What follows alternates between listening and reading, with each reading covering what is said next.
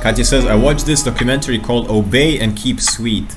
It was fascinating to see how this group is brainwashed to be the same. All for the promise of salvation in the afterlife. A few people broke free from it. That's people like us. Yeah. People crave acceptance in a group more than anything else. And you get accepted, sort of, but you also need to pay entry fee. You know, like when you get in a club. June says, yes, I got it. Looking forward to seeing you. I'm still working on scheduling. Okay. You have your 4 sessions for life, whenever you want them.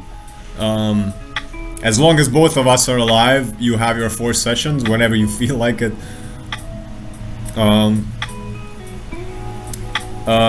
So wait, what was I saying? Like, the group mentality is like coming into a club. You have to pay the entry fee, and the entry fee is a little bit of your individuality. In certain groups it's a lot, and you will get accepted, but you will be accepted only after you're molded to fit in. So are you actually accepted or not?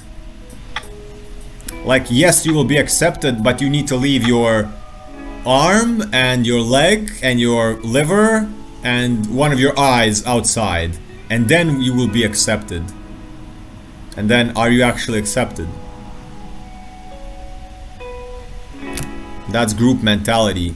That's why anytime I see like 3 people or more and I want to talk to that group, I don't even view that as sort of, I see that as a bubble.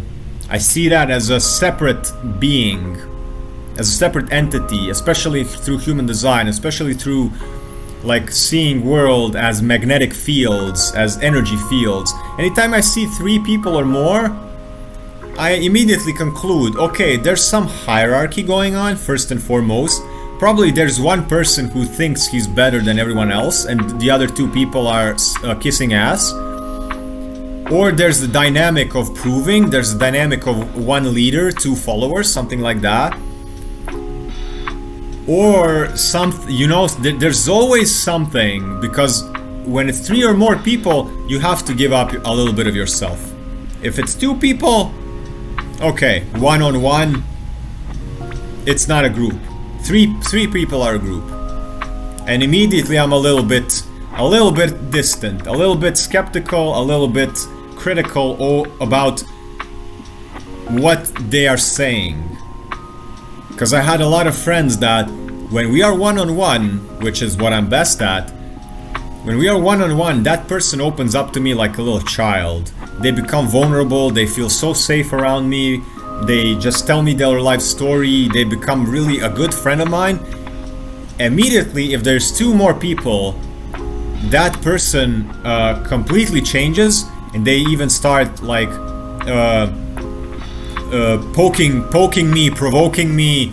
They immediately get absorbed by the group, and I become the scapegoat. I become the target of all 3 of them in some sort of way. Because a magpie just landed on my balcony. Hey.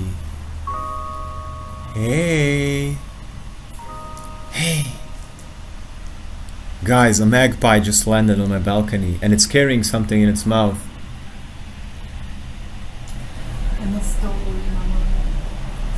Oh, it went away. My partner said it came for the mango on the table. If you don't know magpie, it's a bird with beautiful blue streaks on its backside. On the backside of the bird, it's blue. Whatever the fuck the name of that thing is. Anyway, that's group mentality. That's like,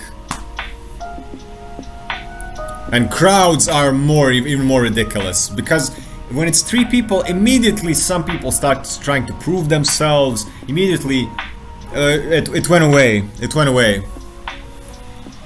I think it went away. Yeah. You can Google magpie. You'll see a tail. Yeah, lol.